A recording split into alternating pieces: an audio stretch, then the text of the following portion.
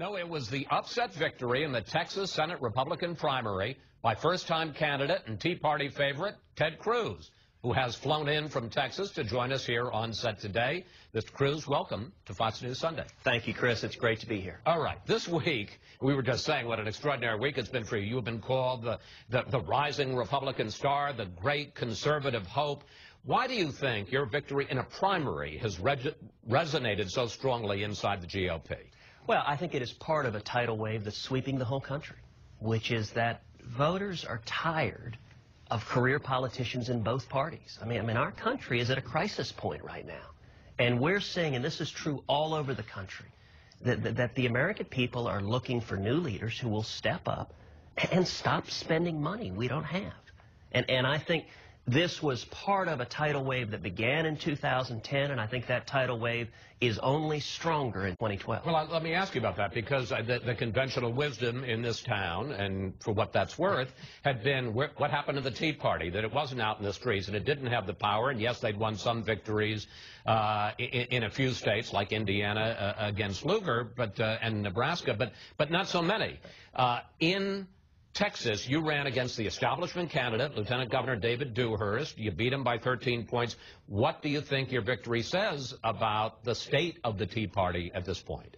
Well, I think it's emblematic of where the Tea Party is nationally, which is in 2009, 2010, the movement was just beginning, and you had thousands of people out in the blazing sun protesting. As we got forward to 2011 and 2012, those protests died down, and I think the reason is the Tea Party went to work. They began rolling up their sleeves, going to work in campaigns, getting involved.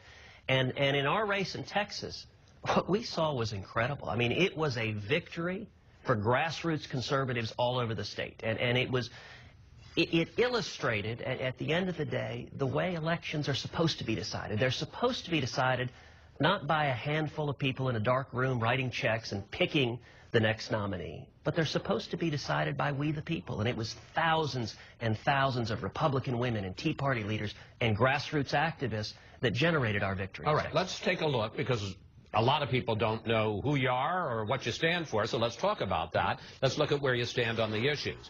You want to abolish the education, commerce, and energy departments, TSA, and the IRS. You support a flat tax, and you serve Chick-fil-A at your victory party. You are pretty conservative. Without a doubt. And I think the American people are pretty conservative, and I'm certain the people of Texas are pretty conservative.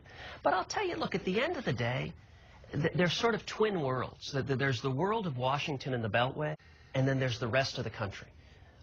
The spectrum in Washington, you've got career politicians in both parties that have been going along to get along a long, long time. And that's how we've gotten a national debt of $16 trillion, larger than the gross domestic product.